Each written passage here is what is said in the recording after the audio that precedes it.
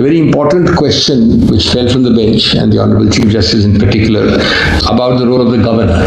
Well, this is a very unique and a strange case, and I would say from this side a sorry case, where Lordships has double whammies and triple whammies. Let me explain how. My Lord Mullis put the question of the governor's role. And in one sentence, the question is that if your Lordships if the governor found that there is something to be decided by way of unstable majorities, even if you exclude 39, why can't he go and have a trust vote, etc., or a decision on the true majorities in the confidence of the House? Well, it's the first thing when you start on that query has been perhaps not given sufficient weight. And the first thing is that your Lordship's fundamental rock-solid principle of interpretation of Constitution and statutes is that if intentionally a Constituent Assembly in its amending power of the Constitution deletes something, your Lordship gives full effect and scope to the intendment behind that deletion. That is well as axiomatic. It is obvious a puny versus contract or a statute, much less a constitutional amendment, where Lordship's intention is to give effect to that intention. So para 3 has been deleted. Now, this para 3 deletion is not a small thing. There are debates, there is a SOR, the Constituent Assembly, the Constituent Parliament in its constituent capacity said, look, we must delete it. Why this case is bizarre is that there are three, at least two, circumventions of that deletion directly by high constitutional authorities. Circumvention 1 is clearly this way or that way, whether the governor can do it or not do it, the Lordship will decide separately. But clearly and specifically, the governor is acting on a presumption of a split. In whatever way he is acting. Now, as the governor, most of all is supposed to know the Constitution. All of us are supposed to know the Constitution, and ignorance of the law is no excuse, much less ignorance of the Constitution. There is no system, and I am not talking of your Lordship's narrow question of trust vote, not trust vote. There is no basis on which your Lordships can reconcile and harmonize the factual invitation and oath giving on the one hand with the legal deletion of para 3. That's my proposition. The two are irreconcilable, and that is a very major constitutional sin underlying this whole supposition and context. The second makes this even more bizarre. There is a direct finding in not one but many paras of the EC order that this is a split. I'm not asking Lordship Justice Shah is right. We are not on the appeal on that. That's not the point I'm arguing. I'm on the context, People are here going around merely on the assumption of a split, then the Lordship might as well wind up the 10th schedule, the constitutional amendment, the deletion. What's the point of it? The second answer, your Lordships decides cases, not that your Lordship decides the narrowest of narrow issue, Lordship decides the whole context. But your Lordship doesn't decide beyond the context of a case. Your Lordship is very careful, otherwise the things of biter and all that come in. And your Lordship doesn't have time to spend on hypothetical questions. But let us see the context. The context of this case can be divided into broadly three or four categories. And that context makes it clear that your Lordships need not be bothered about the governor coming into the picture at all. The first phase of this context is the expedient of giving a disabling notice.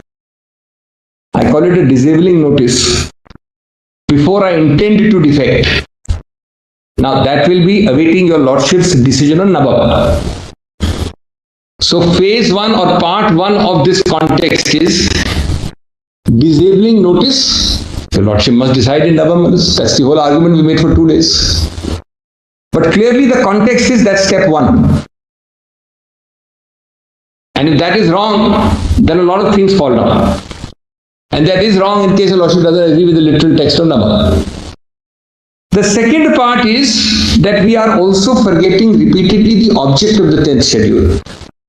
Well, as more than any other jurisprudence in this part, subject of constitutional law, are cases again and again talking of two things. The evil prior to 84, the object of plugging that evil, the mischief rule, and what your Lordship is doing by the 10th schedule.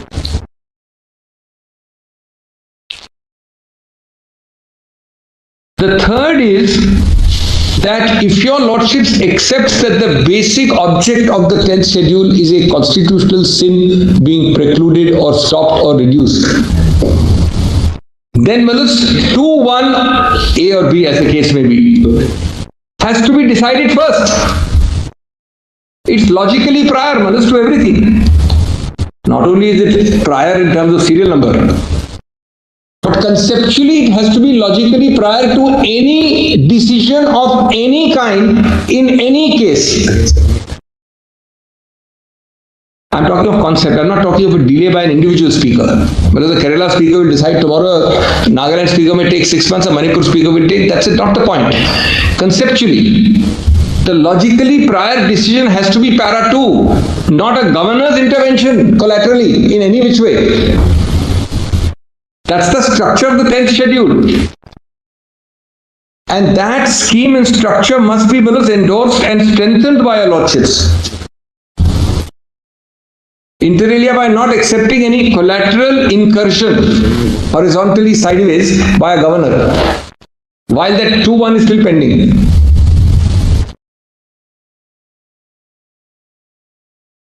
The fourth.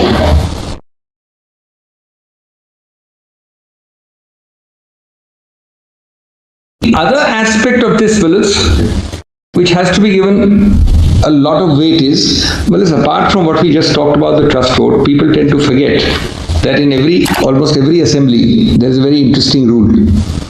You cannot bring repetitive no confidence motions also. 6 months. Your lordship knows 6 months. So I bring a no confidence against you, I lose it, I can't come after next week again, say I have no confidence against you. So, the next facet of this is the processes within the parliament and assembly have to be allowed to work themselves out first before external intervention. And one of the important processes is to notify a confidence or a lack of confidence.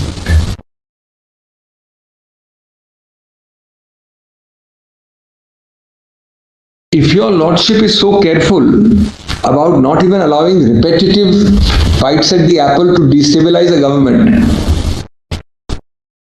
your lordship will allow an external incursion without even a single no confidence motion. I'm not repeating, I'm giving lordship in addition the larger context.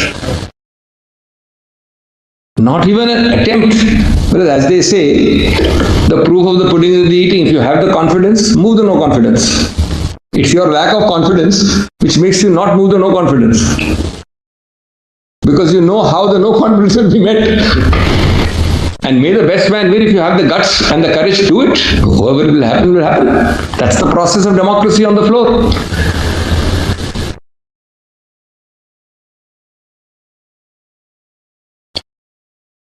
Incidentally, when I have done the maths, that chart, it is not that your lordship will only ask them to show the material. We are having a preliminary objection that the governor doesn't come into it irrespective of the material, even if he has seen the material.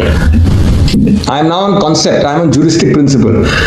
There is no role of the governor till now, till whatever I have said, 2-1, etc., process, no confidence, no role for the governor. It's a second separate question on facts, what the governor saw, did not see, but he had no locus to see or not to see. So what's the point of going into down that path, fellows? The governor had no locus at that stage to see or not to see. Well, it would really amount to a very strange thing where the governor would, governors are now, obviously, Shaloship reads the debates of Mr. Ambedkar and now there's a vast difference. But governors are also creatures of political connection. The governor would say, I see a group of people here. Why are you bothered about moving? No confidence. Come to me, we will see something. There's no need for us. The assembly gets substituted. You will be circumventing and short-circuiting the entire process with no confidence on the floor. Yes. Now, having given that answer, let me turn to my larger point on which I was really going to address your lordships. And give your lordship just bullet facets, and then I will give your lordship the material underlying the juristic principles as to why your lordships should deal with the matter here. Now I understand that it is easier not to deal with it here. It is also equally possible not to deal with it here. There is a speaker. My Lord has heard enough facts. So Lordship will take those facts as given. I will touch upon the facts here and there, but mostly no. In the event that the facts and the context suit your Lordship's discretion on this issue, should your Lordships in law juristically refer it or should you hear it is my respectful submission. But there are four or five legal facets that I'll give us in the case law. The first is that there were two one negative and one positive order by this Honorable Supreme Court. That should be remembered. In whichever way it is worded, the negative, I call it injunction, on 27/6/2022 was that by the expedient of extending time, the Speaker was effectively de facto could not pronounce on disqualification. It is nothing but an injunction in substance. Till 12th. Till 12th, correct. Then events took over, the events took over, but my Lord is right, till 12th. Therefore, let us look at it because the Lordship is always a court of substance. We can camouflage in so many forms, but your Lordship ultimately sees this. In substance, it's a judicial injunctive interim relief qua a Speaker's future action under the 10th schedule. That is the correct way of putting it. It is a judicial interim intervention. It's a negative injunction. And the second was a positive injunction, if I may call it, or order of 29th, allowing the trust vote to be held. So not injuncting the second day, injuncting the first day. So there is a negative judicial intervention followed by an affirmative judicial intervention. I am not making any value judgment. The Lordship would have heard it next week, 2 weeks later. Who knows, everything could have been reversed. I'm not saying that at all. I'm not saying right or wrong. But I'm saying one thing is clear, that the formation of a government, I'm making a neutral statement, I'm not allocating, is clearly the direct and inevitable result of the combination of these two orders. Your Lordship could have heard it next week and upheld it. So Lordship would be right. Your Lordship would have reversed it, Lordship would be wrong in the interim then. That's not the point. The point is, let us not see this case in the abstract in an ivory tower unrealistic approach. Let us see it in reality. We have to smell the constitutional coffee, if I may say so. The reality is this, that absent these two negative and positive orders, your Lordships cannot have this consequence of a change or a new government. This will have, correctly an effect on your Lordships needing to decide this year. Then, the second aspect, I'm only giving the legal bullets, I'll cite the case law later. The second legal aspect, the juristic principle, is the language of that order. Now, we all say it casually. Sometimes your Lordship is also made to say it casually, but these are terms of art. Your Lordship has used them for decades and centuries in law, and these common law terms of art have to be given effect to. Don't go to the page, just note, your Lordship's order on 29th read like this, one line, quote unquote, subject to the final outcome of the instant writ petition as well as the writ petitions referred to above, unquote. But the first time your Lordships ordered demolition, the first time, not now, of a 20-story structure was almost 15 years ago. Demolition, in that sense, with people living and concrete and mortar in the building, is much more irreversible than merely a political thicket or a scrambled political egg created from 22 to now. Now I come to what subject to means. The object of this phrase subject to are two and threefold. One is that your Lordship's speaks in rem, not just bilaterally between the parties. Your Lordship speaks to the whole system, to the whole world.